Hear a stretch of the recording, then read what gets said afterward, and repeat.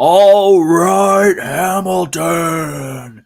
You wanted the best. You got the best. The hottest podcast on the internet. Monday Night Nerd. Welcome, everybody, to Monday Night Nerd. I hope you're all excited. I'm glad you all could stop by. My name's Myers Corp Cosplay. Thank you. I hope you had a great week. I am excited to be here because we're going to talk about one of my favorite bands in the world. We're going to talk about Kiss and how it influenced my cosplay and how I loved cosplay even before I knew what cosplay was. We're going to talk about that. We're going to talk about a whole bunch of other stuff, and we're going to kick things off with a little bit of news because I did some stuff over the weekend, and we're going to talk about that first. What did I do on Friday night? Friday night, I got home from work. I picked up my wife, and we went to the big city of Toronto, and we went to see one of my favorite comedians. And you might not know him because he's really big in the UK. We saw Dara O'Brien. I completely understand if you're like, who the heck is Dara O'Brien? Dara O'Brien is a really, really funny comedian, and I've been waiting to see him. I became a fan of his in the pandemic. He used to host a show called Mock the Week where they made fun of British and American politics and stuff that happened throughout the week. It was a weekly show. It was hilarious. And I finally got to see him live, and it was everything I had hoped, if not more. We had a great time. It was a great night out. If you don't know who he is, go check him out on YouTube after you're done this show. Spelled Daraobriain, Dara O'Brien. Really funny UK comedian. He's been on tons of different shows. Highly recommend him. Something that was really funny. This made me laugh out loud when I saw this. Now, over the weekend, I went to my local library. Well, my sister city local library, Burlington's public library. They had a book sale. It's the first time ever, so my wife was really excited to go. They had tons of books and DVDs and CDs and everything else. And I went there with her. I'm not a big reader. I'm a big audio guy. So I thought maybe I'll pick up some CDs. Maybe I'll pick up some DVDs. And they had a ton of stuff. And there was a lot of people going through DVDs. So when people say that the DVD physical media market isn't around anymore, I disagree a little bit. I think it is definitely still there. But one of the things that popped up in the news that made me laugh when it comes to physical media, Godzilla 1998 is at its 25th anniversary, and they are releasing a 4K steelbook for Godzilla. I get it. You can make 4K, Blu-ray, DVD, anything. But how, as one of the most panned movies, why are you like? Is that a real thing that people need to be like? Are you really wanting to be sitting there going, you know what I need to fill my collection? A 4K version of Godzilla 1998. Like, I'm sorry, folks. Like, that is not something I thought would do really well, but I guess somebody wants it because it's coming out, and I wonder how well it's going to sell. But thank you, folks, for jumping in the chat.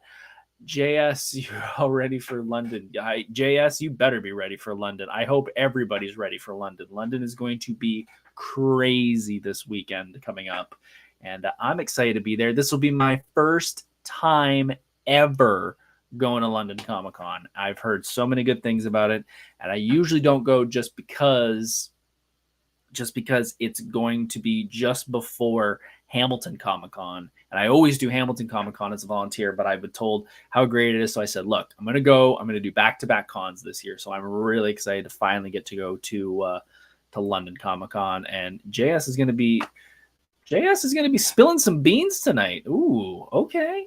That's going to be interesting. Go check out the Geeks & Co. I'm interested to see what they're going to be doing. They're going to be doing some fun stuff at London Comic Con next weekend. So let's check them out after this, and we'll see. We'll see. What else did we do this weekend? I checked out the pilot episode of Twisted Metal. I've been wanting to watch this show for a long time. I am a big gamer. I'm a big gamer, and I've always loved the idea of Twisted Metal. It is when I grew up, this is something I'm actually going to do a video series on social media where it's going to be just random questions that I get asked. And something that I've gotten asked a few times is, what is something about me that nobody knows? And I've done, I think this is like the 29th episode of this. So I've told a lot of stories and told you guys a lot of stuff about me. This is something I don't think I've ever mentioned on the show, and probably most people don't know about me. I've been to NASCAR races. Like I can carry a conversation when it comes to auto racing because my dad and my dad's side of the family are really big into auto racing in local area, and they love NASCAR. And I grew up as a little bit of a NASCAR fan. So when I saw something like a game like Twisted Metal, and I'm going, this is a destruction derby with guns, like that was such a cool idea. So playing Twisted Metal growing up was amazing. Playing every version of it, I think. Like number 1, number 2. I missed number 3. I have Black. I have the remake on 2000 and PS3. Such a good series. And to be honest, that first episode was so good. That was such a good episode, having a great cast of characters, and it left just at the end when a certain ice cream truck showed up. And now I sadly have to probably get a Paramount Plus account and watch it, because Paramount Plus lets you watch the pilot, but they don't let you watch the rest of it. So damn you, Paramount Plus. So I think I'm gonna have to watch the rest of it because it was a really good pilot episode. JS, Jeff Gordon, 24 for life. Jeez, well, you can't win them all, JS. I was an Earnhardt fan. Sorry. It's okay. I can't say anything. My sister was a Tony Stewart fan, so you definitely can't win them all. Yeah, so seeing a nice ice cream truck at the end was pretty cool. Actually, what I really enjoyed, and I'm not spoiling it, you start out the episode with Sam Wilson. Let's just call him. It's Falcon from Winter Soldier. Going through and getting shot at, and then riding through a mall, and a rocket goes off and blows up a store next to it, and they get a shot of the store, and it's Electronics Boutique. And as he's driving, a copy of Twisted Metal lands on his windshield, and he switches it off, which I thought was really funny. Like, does that game exists in that world? I get the meta kind of breaks, but I still thought it was really cool. So definitely going to be checking that out. It was pretty fun. One last news story, then we're going to get into the main event. This is something I thought would never happen, and honestly, it snuck up on me until this morning when I woke up and threw on my wrestling podcasts.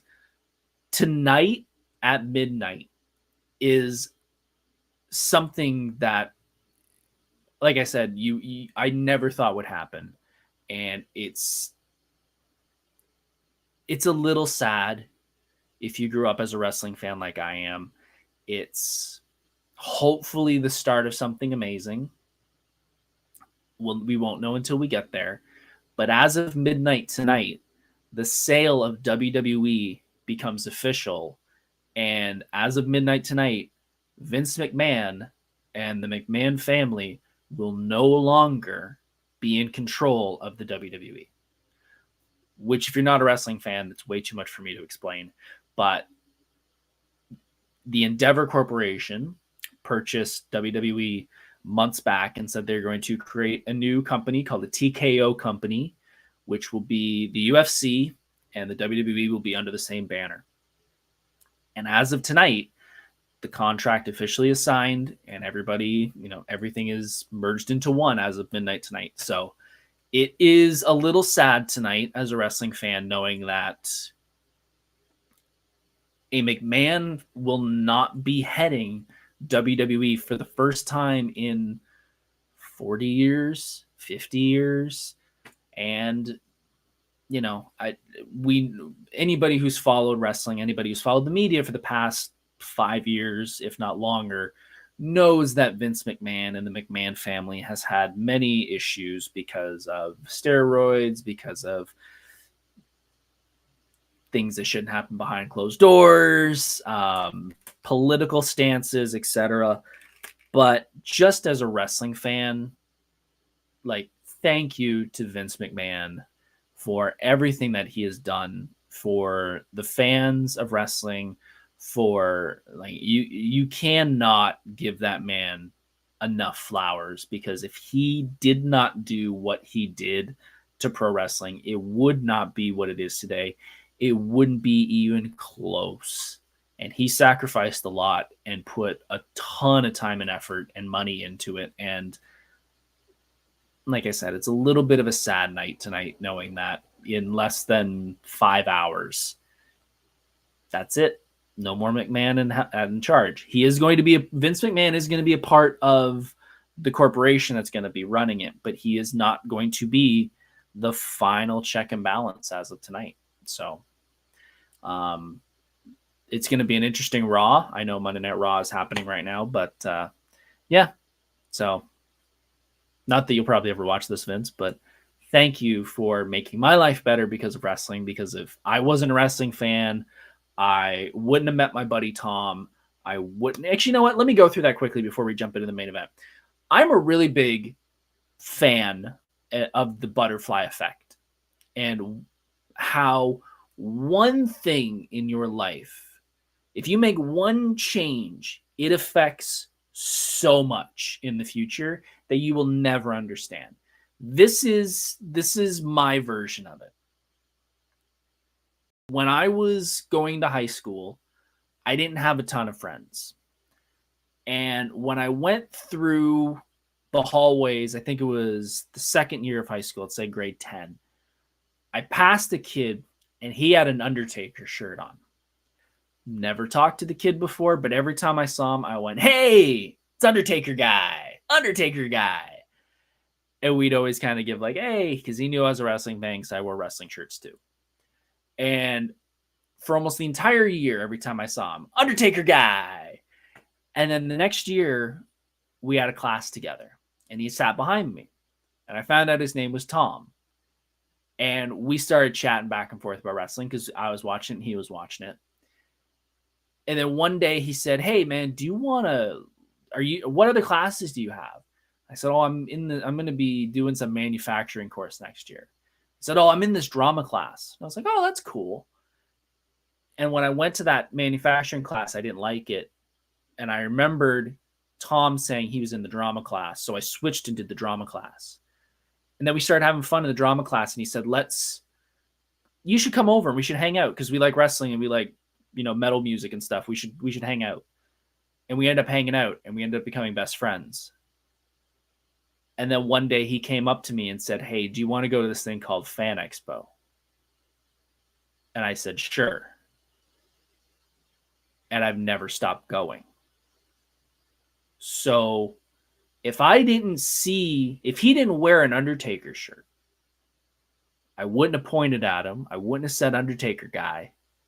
I wouldn't have become friends with him. I wouldn't have gone to Fan Expo. I may never have gone to Fan Expo. I may never have met half the people that I talk to on a regular basis now. I may not be doing this.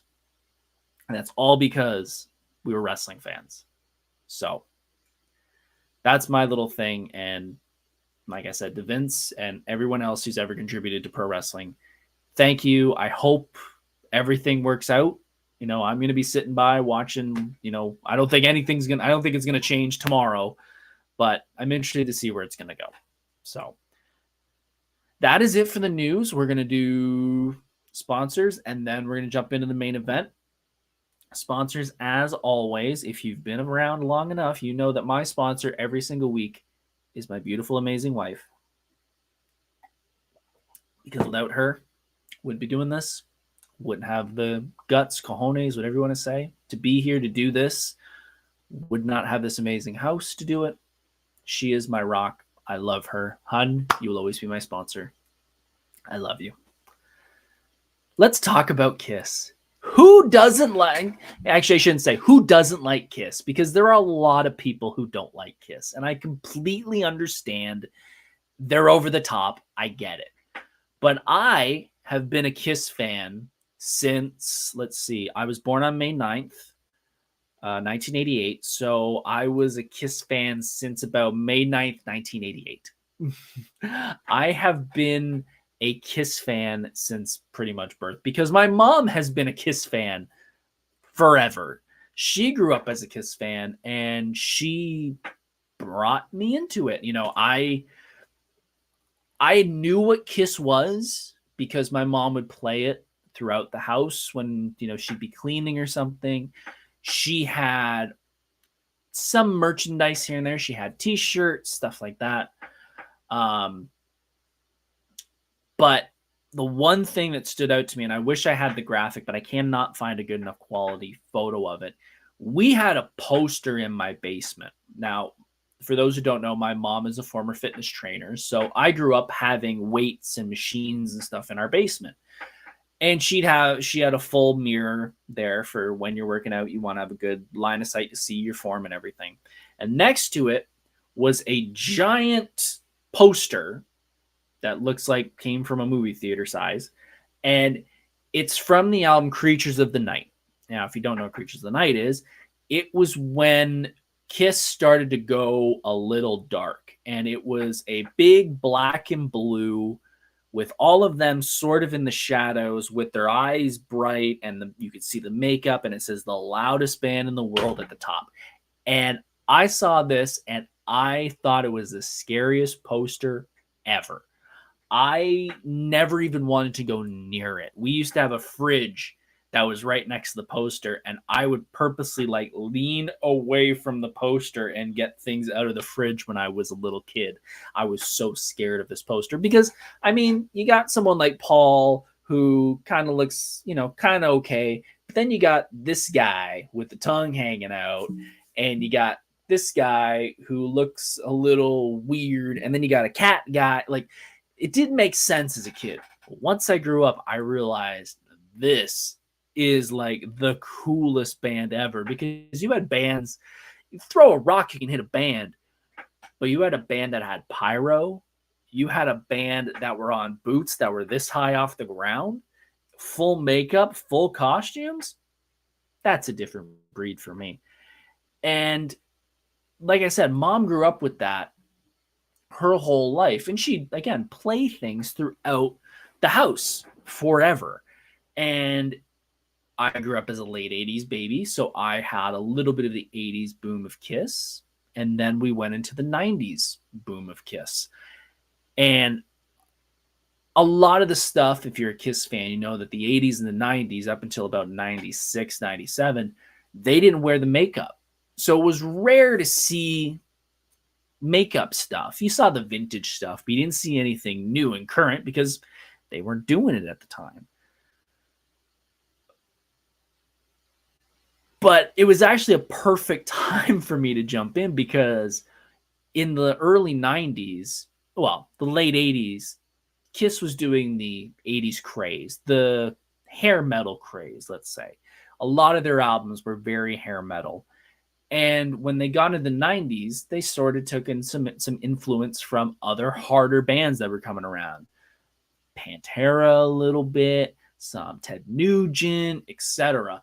And this Kiss was getting heavier. And Mom's in the chat, love you. And they got heavier. And when they got heavier, their music got heavier and their look got heavier. They looked almost like a full metal band. And I got to admit, it may have been just because it was my first version of Kiss, but that's kind of my favorite. The Revenge Tour was one of my favorite looks of theirs. And can we talk about their music for 1 second? I got to do a pause here. There are so many bands in the world, billions of bands. There is no band that is more eclectic when it comes to their music than Kiss. Hands down. Hands down, there's no other band. Let's start things off with the 80s or the 70s. So Kiss comes out and they have a 70s rock feel to their music.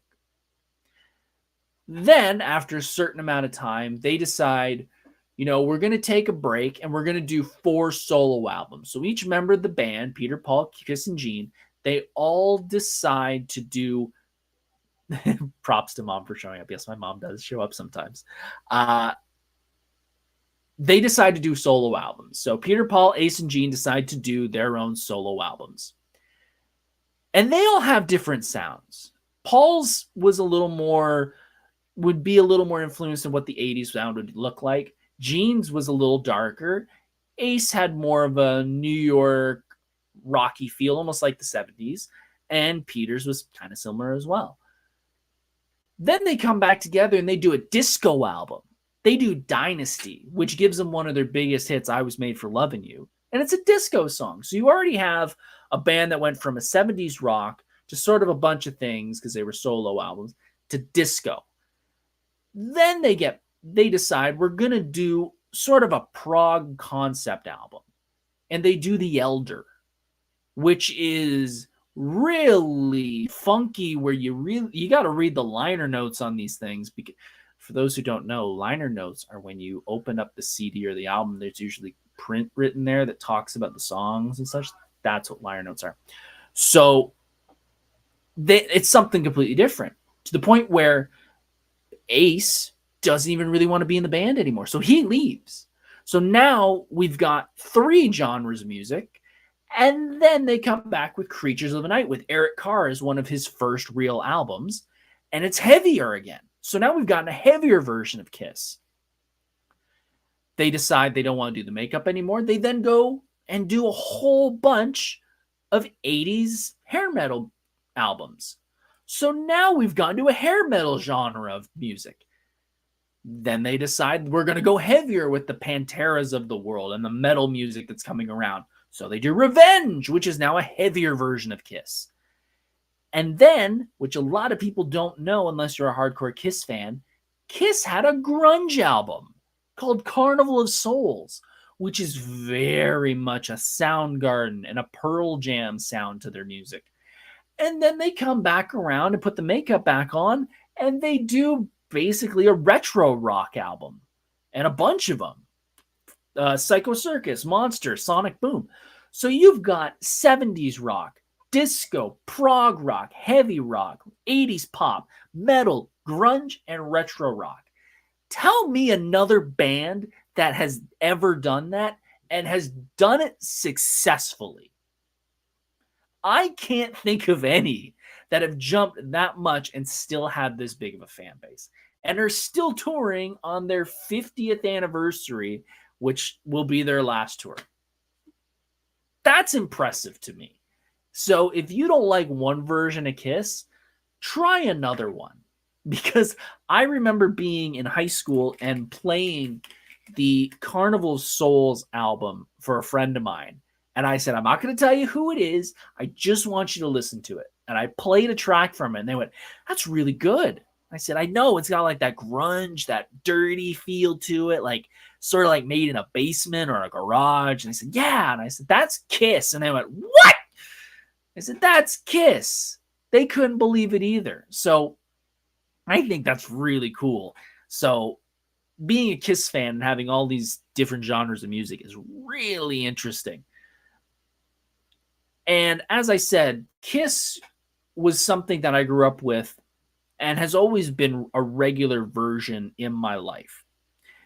And with the web, let me go back to, with the ebb and flow of music, there have been some problems.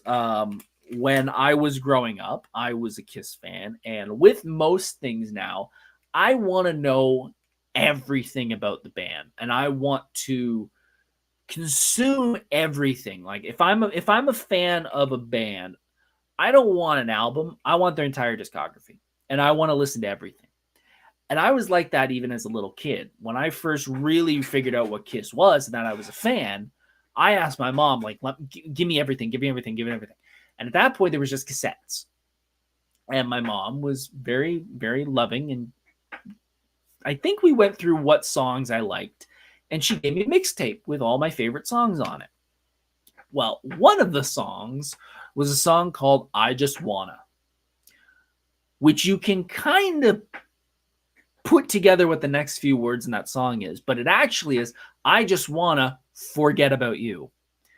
And there is a point in the song, though, that Paul Stanley does say the F word. And I remember hearing that my mom's boyfriend at the time heard me playing that song, found out it was on my mixtape, and was not too happy with her for giving me that thong, because that could affect my little poor mind and I wouldn't be able to understand what was happening. Not that I just didn't like the song, I really didn't give a crap what the lyrics were, but it's a different argument. But along with that, he really pushed the Kiss merchandise thing pretty much to the hilt. We would always go out to the comic store when we would go look for comics, and there'd be Kiss merchandise all over the place, because around that time the makeup came back and they started pumping out merchandise left, right, and center when it came with everything with the name Kiss on it. So I remember having Kiss cars, Kiss clocks, Kiss phone, everything had Kiss, and we bought everything because he believed that we would be able to either just collect it or we could sell it at some point, which we never ended up selling because they broke up. Sorry, I'm taking my socks off because my feet are warm. But as much as it influenced my cosplay, it also influenced other things in my life, like comics. Because during the time when they came back, they, as in Kiss, decided to partner up with we'll call them an independent comic distributor company. They had worked with Marvel in the past, but they want to do something different. And they partnered with a little guy. I don't know if you know him, if you're a comic fan. His name's Todd McFarlane. And they created Kiss toys. And they also created a Kiss comic book called the Psycho Circus book, which they released many small issues, but one of the biggest purchases I've ever made at a fan expo, I purchased the Kiss Compendium, which has every single Kiss comic at that point ever made. And this comic, the Kiss Psycho Circus comic, was the first comic I ever purchased that I knew I wanted to get every single issue of. When it came to things like Spider-Man, X-Men, Avengers, stuff like that, I really didn't care about continuity. It was just seeing the cool photos and seeing the cool artwork. But this one I read, and I was interested because it made the Kiss characters not just people in a band. They were creatures of the astrology and gods in a comic book that influenced people. And I thought that was a really cool concept. So they really influenced me on wanting to know continuity in comics and wanting to get more into comics, because if this is how they could write for Kiss, what other comics were out there that wrote like this? And with Todd McFarlane comes wanting to learn more about Spawn and more Image comics, which then led more into comics in general, because once you're an Image fan, you want to try everything else. Along with comics, Kiss also was the first one that made me want to play drums. I still love playing drums to this day. I have a drum set in the other room. It's an electric kit. It's not a full real kit because I have neighbors that like to sleep every now and then. But my wife was amazing and bought me a electric kit. And when I was little, we didn't have a drum set laying around. My mom had drumsticks, because when she would be working out on the elliptical or, doing a walk on her, whatever it was, she would play drums because she has a musical background as well. And after a while, I went, well, I want to play drums too, but I didn't know how. So what I would do was I would watch concert footage over and over and over again. And I would then sit in my room on my bed, cross-legged, and I would lay my pillows out in a semicircle. And I would say, okay, the hi-hat's here, the snare's here, toms are here, floor toms here, and the cymbals are here. And I would watch the concert footage and I would mirror it. And that's how I learned to play drums. And I would play by ear, not by reading sheet music. I still can't read sheet music to save my life. But I would listen to, okay, when he hits that, it makes this sound. And when he hits that, he makes this sound. When he hits this, it makes this sound. So I would be able to go, okay, that's this. He's doing this. He's doing this. He's doing this. He's doing this. And that's how I learned to play drums. And for the longest time, I would just sit in my room and just smack the crap out of pillows. And then one day, my mom and I went out and we bought a very cheap drum set. And it was a great little drum set, but I broke it kind of quick because I didn't know how to control how hard I hit everything. And we ended up having to upgrade that. And I upgraded it by purchasing my first drum kit. And I still have my first drum kit. It's at my mom's house still. And I played that thing to death. And I would play it for hours and hours and hours. And once Kiss sort of, I don't want to say took a back seat, but once my musical taste evolved and I went from just Kiss, I went into Metallica, I went into Motley Crue, I went into everything else. I just didn't want to stop playing drums. And like I said, I still play them, and it's my relaxation. It is, honestly, I have a tattoo here, and you can't see it. I drew it. It's a pill bottle with music notes on it and my initials, and it also stands for musical medication, because when I'm having a bad day, that is the best therapy for me, is just throwing on a pair of headphones, walking over there, and just banging the crap out of the drums for a couple hours. I feel so good after. I'm usually drenched in sweat, but that is my therapy. I started a collection since cover spoke to me. Yeah, you know what? It's nice to say that about the covers. That is the biggest thing for me when I started really getting into comics, was the covers. I remember so many times being either at school or at the comic book shop, and I would just look at the cover and I'd flip through the art. And if the art didn't speak to me, couldn't read it, had to put it down. Honestly, the Sandman art is brilliant. Yes, the Sandman art is brilliant. Can't play drums, Mike. You can beatbox? What? That's cool. Just let me die extremely auto tune. Yeah, it's weird, and it's something. I guess it's born that I'm born that way. My mom has it too, where we can pick up music through ear. It's one of those things where I do it, so I just go like, well, I know how to do it. But trying to explain to somebody how to do it, it's such a pain. I've had people ask me, like, how do you? And I'm just like, it just comes to me. I don't know how it does. But yeah, drumming to Kiss songs was my 10, 12, 13, was just banging away to Kiss songs on the drums. Can't play a guitar to save my life, though. I don't know if you can tell, I have baby hands. Like, I have really small fingers. So trying to wrap my hand around a neck of a guitar is a little bit of a pain. Supposedly it's not a problem, but I can tell you, as somebody with the small hands, it's kind of a pain in the ass.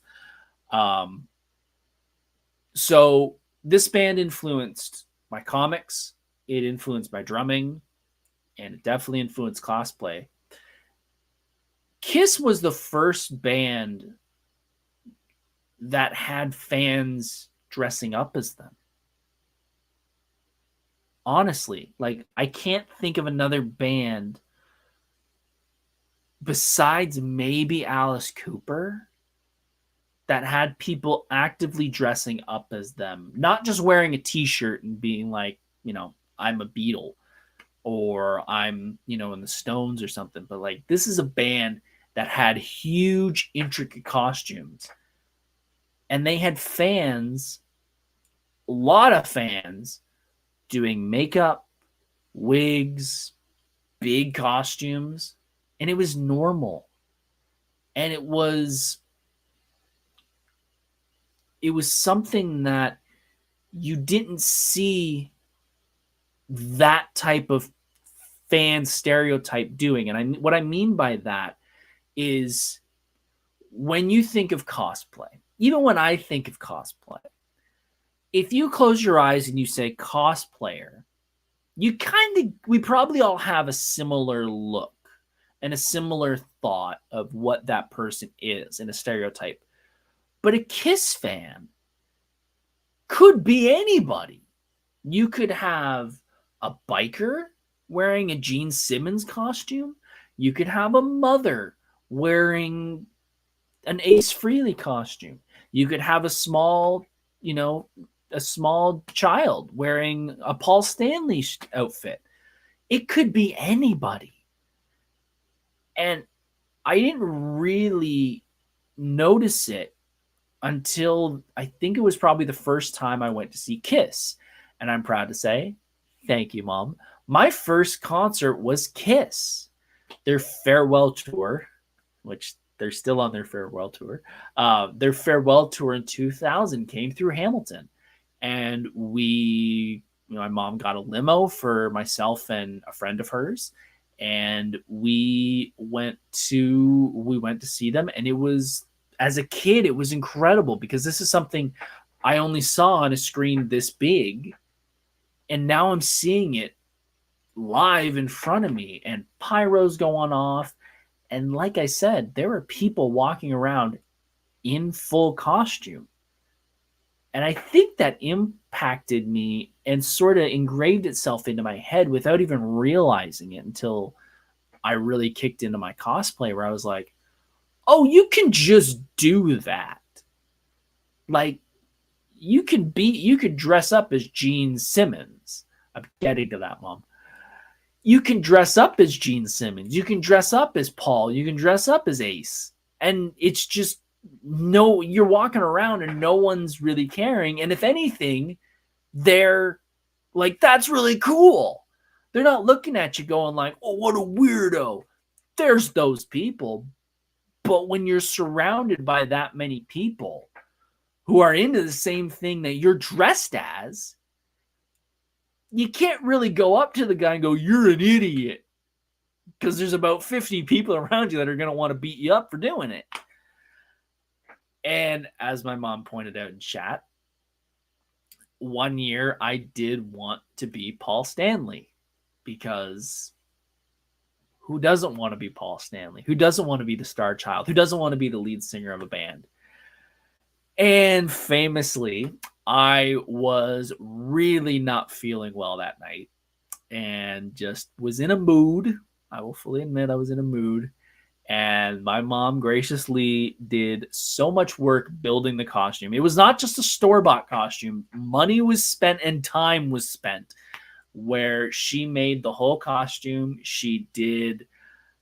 I have pictures, don't worry. Full makeup, wig, etc. I had my toy guitar, and we went out, and I think we hit 3 houses, if that. And it was raining, it was cold. I just wasn't feeling it that night, and I feel bad now.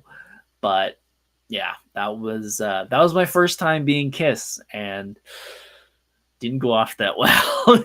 But yeah, it really showed me that it was okay to dress up as something that some people may not understand, like, whatever you want to call it.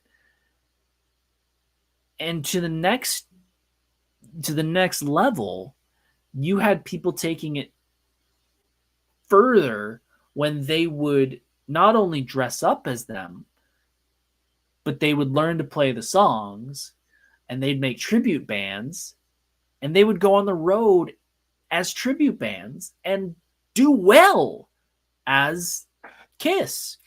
It really worked at certain points in their lives, because there was a long era where Kiss wasn't wearing the makeup, and it made it very easy for certain groups to dress up as the old version of Kiss that they thought they would never get again, and they would go out and play all the old Kiss songs.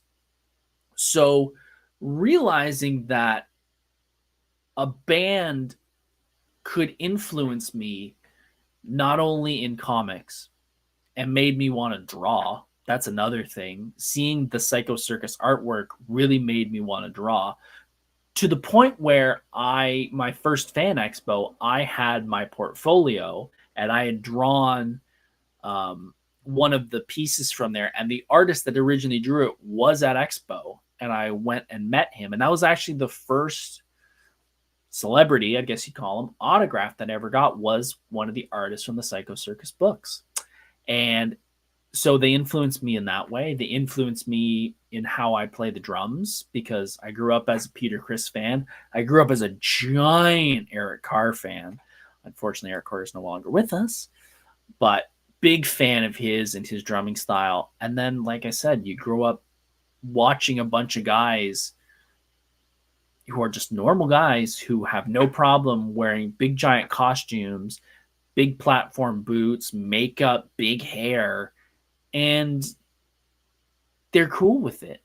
And they have 1,000, 10,000, 100,000 people in the crowd loving it and cheering for it and wanting more of it. And like I said, it must have ingrained in me that this is cool and this is okay, and to not feel weird about it. And I say this to any cosplayer out there, especially people who are starting out and this is their first time cosplaying, or they want to do an odd character. You've got a billion people who are probably doing this, and there's probably a billion people who want to do it, who are just scared of what might happen. Go do it. And do whatever character you want to do, because it doesn't matter what you want to do. You will be supported. End all be all. We are all together in this group called cosplayers, and we're all here to support each other. That's why I don't feel weird when I wear Ghost Rider to Anime North. I know Ghost Rider's not an anime character, but I don't mind wearing him because it's cosplay. It's the same with, you can't see him up there. That's why I made the Vic Rattlehead from Megadeth cosplay. It's a cosplay I've always wanted to do.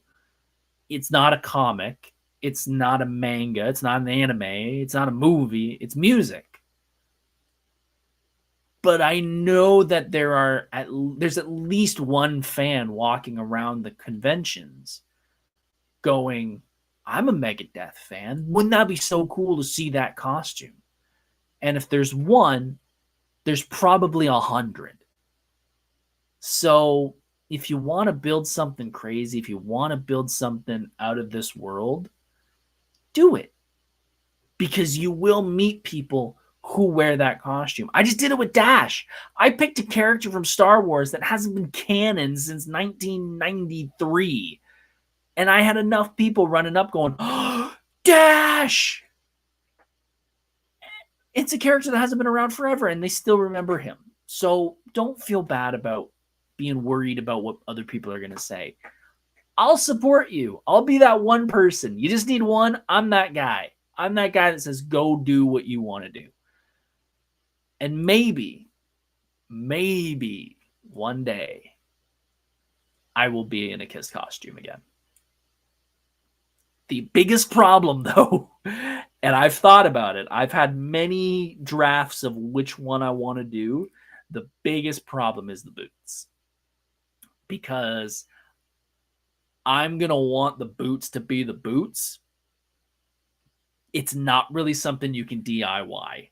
I have seen so many people try and do platform boots, and the platform version be foam.